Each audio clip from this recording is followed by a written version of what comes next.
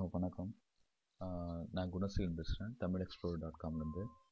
இப்போது இந்த வீடியோவில் வந்து பார்த்தீங்கன்னா, ஒரு நார்மலாக ஒரு ஆண்ட்ராய்டு ஃபோன்லேருந்து பேக்கப் எடுக்கிற ஒரு விசிஎஃப் ஃபைலை எப்படி வந்து நம்ம வந்து எக்ஸல் ஃபைலாக கன்வெர்ட் பண்ணுறது, அப்படி இல்லைன்னா எப்படி நம்மளோட எதிர்கால தேவைக்கு ஒரு வேளை சம்டைம்ஸ் வந்து ஃபோன் கிராஷ் ஆகலாம், இல்லை ஃபோன் ரிப்பேர் ஆகலாம், இல்லை ஃபோன் வந்து தொலைஞ்சு போகலாம். அந்த சமயத்தில் நம்மளோட பழைய கான்டாக்ட்ஸை வந்து நம்ம எப்படி வந்து திரும்ப ரிட்ரீவ் பண்ணிக்கிறது அப்படிங்கிறதுக்காக தான் இந்த டுட்டோரியல். இப்போது இந்த டுட்டோரியல் வந்து பார்த்தீங்கன்னா என்னோட வெப்சைட் tamilexplorer.comலேயே இருக்குது. இப்போ நீங்கள் பேஜில் பார்த்துட்டீங்கல்ல, ஃப்ரண்ட் பேஜ் டெஸ்க்டாப்பில் அந்த வெப்சைட்டில் இந்த டுட்டோரியல் இருக்குது. இந்த டுட்டோரியலுக்காக தான் அந்த வீடியோவே நான் பண்ணியிருக்கேன். ஆக்சுவலாக அது எழுதின டுட்டோரியலுக்காக அந்த வீடியோ பண்ணியிருக்கேன்.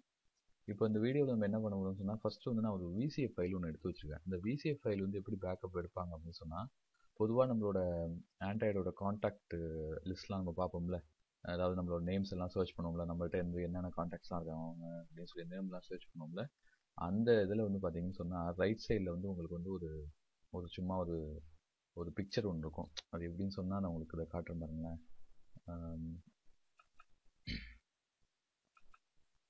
இந்த மாதிரி தான் வந்து நம்ம வந்து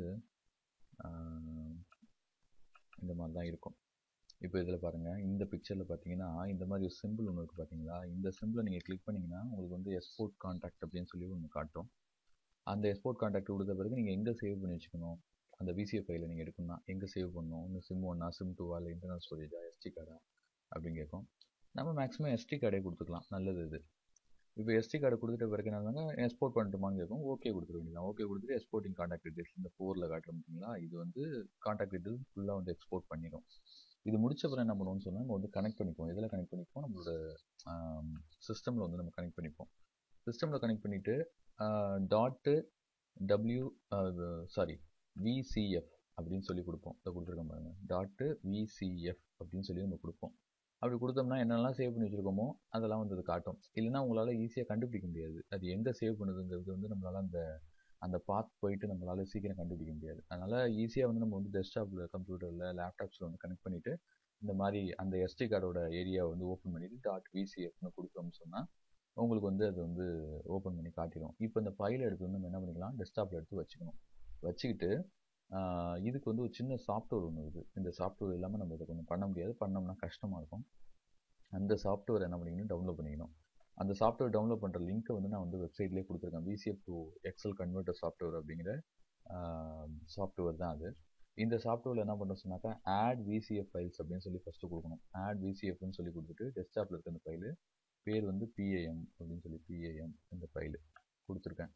கொடுத்து ஆட் பண்ணிவிட்டு நீங்கள் என்ன பண்ணலாம், ஒன்றே ஒன்று தான் பண்ணணும். எங்கே சேவ் பண்ணணும் அப்படிங்கிறது நீங்கள் கரெக்டாக சொல்லிடணும். உங்களுக்கு ஏதாவது லொக்கேஷன் மாற்றுற மாதிரி இருந்ததுன்னா, எனக்கு இங்கே டெஸ்க்டாப்லேயே இருந்தால் ஓகே அப்படின்னு நான் சொல்லிட்டேன். அடுத்து வந்து ஸ்டார்ட் கன்வெர்ட்டிங் கொடுத்தீங்கன்னா அவ்வளோக்கான வந்து ஃபைலும் கன்வெர்ட் ஆகுது. முடிஞ்சிச்சு. இப்போ அந்த ஃபைல் இங்கே வந்து நம்மளுக்கு கிடச்சிருச்சு. இந்த ஃபைலை ஓப்பன் பண்ணுறோம். ஓப்பன் பண்ணும்போது இந்த மாதிரி ஒரு சின்ன எரர் மெசேஜ் ஒன்று காட்டும். அது ஒன்றும் ப்ராப்ளம் இல்லை. சும்மா நான் பண்ணட்டுமா அப்படின்னு கேட்குது. அதாவது டிஃப்ரெண்ட் வேறு ஃபார்மேட்டில் இருக்குது. இது வந்து நான் ஓப்பன் பண்ணட்டுமா அப்படின்னு கேட்குது. ஓப்பன் பண்ணலாம், எஸ் அப்படின்னு சொல்லிடலாம். எஸ்ன்னு கொடுத்துட்டு இப்போ நான் வந்து ஓப்பன் பண்ணிவிட்டு இதெல்லாம் என்னோடய நம்பர்ஸ். இதில் நான் மொபைல் நம்பர்ஸ் மட்டும் பாருங்களேன், கொஞ்சம் இதுவாக இருக்கும். +5 +11 இந்த மாதிரி ஒரு மாதிரி ஃபைல்ஸ் வந்து மொபைல் நம்பர்ஸ் வந்து ஒரு வித்தியாசமாக இருக்கும். இதை மட்டும் நம்ம வந்து கொஞ்சம் சரி பண்ணணும். இதை நம்ம சரி பண்ணிட்டோம்னு சொன்னால் நம்மளுக்கு போதும். நம்ம வந்து அதுக்கு பிறகு நம்ம வந்து இந்த ஃபைலை வந்து யூஸ் பண்ணிக்கலாம். இப்போ என்ன பண்ணுங்கள், முதல்ல வந்து இதுக்கு மேலே இங்கே வச்சு ஒரு கிளிக் பண்ணுங்கள். ஃபுல்லாக எல்லாமே இந்த ரோ ஃபுல்லாக கிளிக் ஆகிடும். கிளிக் ஆகி முடிஞ்ச பிறகு இங்கே ஹோமில் தான் இருக்கேன். அப்போனா இங்கே நம்பர்ஸ்னு இருக்குது பார்த்தீங்களா, அந்த நம்பருக்கு மேலே இந்த டாலர் சிம்பிளுக்கு பக்கத்தில் இந்த இது இருக்குது பார்த்தீங்களா, ஏரோ டவுன் ஏரோ, இதை ஒரு கிளிக் பண்ணுங்கள். கிளிக் பண்ணி மோர் அக்கௌண்டிங் ஃபார்மட்ஸ் அப்படின்னு எடுங்க. இந்த மாதிரி வரும். இதில் நம்பருக்கு போங்க. இங்கே டெசிமல் பிளேஸில் 0ன்னு மாற்றி வச்சிங்க. இந்த 1 2 3 4 கிளிக் பண்ணிக்கிட்டு ஓகே கொடுங்க. இதுதான் அதில் முக்கியமான விஷயமே. ஃபஸ்ட்டு வந்து பார்த்தீங்கன்னா திரும்ப ஒரு தடவை பண்ணி காட்டிடுறேன். ஃபஸ்ட்டு ஹோமில் இந்த ஜென்ரல் அப்படிங்கிற மாதிரி இருக்கான்னு பார்த்துங்க. இல்லைனாலும் பரவாயில்ல, இந்த டாலர் சிம்பிளுக்கு பக்கத்தில் உள்ளதை கிளிக் பண்ணி மோர் அக்கௌண்டிங் ஃபார்மட்ஸு, இந்த இடத்துல ஜென்ரல் தென் வந்து இதில் நம்பர், இதில்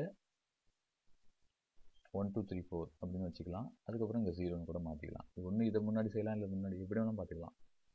0 அப்படின்னு போட்டுட்டு ஓகேன்னு கொடுத்தீங்கன்னா உங்களுக்கு எல்லாம் நம்பர்ஸாக மாறும். அதுக்கப்புறம் நீங்கள் சேவ் பண்ணிக்கணும்னு சொன்னால் நீங்கள் சேவ் பண்ணிக்கலாம். சேவஸ் கொடுத்து எக்ஸல் ஒர்க் புக்குன்னு சேவ் பண்ணிக்கலாம். இது எந்தில் வந்து நான் பிடிஎஃப்க்கு ஒரு சின்ன பிளக்கின் போட்டிருக்கேன், அதனால் பிடிஎஃப்ல கூட நான் சேவ் பண்ணி எடுக்கலாம். அது இப்போ வர வேர்டு 10 கூட அந்த மாதிரி வருது, அதனால் ஈஸியாக பண்ணிக்கலாம். பண்ணிவிட்டு சேவ் பண்ணிங்கன்னா ஓகே, அதோட உங்களுக்கு வந்து சேவ் ஆகிக்கும். அதுக்கப்புறம் நீங்கள் எப்போ அந்த ஃபைலை ஓப்பன் பண்ணி பார்த்தாலும் உங்களுக்கு வந்து நார்மலாக அந்த மாதிரி கிடைக்கும். இதுதான் என்னோட டுட்டோரியல். தேங்க்ஸ் ஃபார் வாட்சிங்.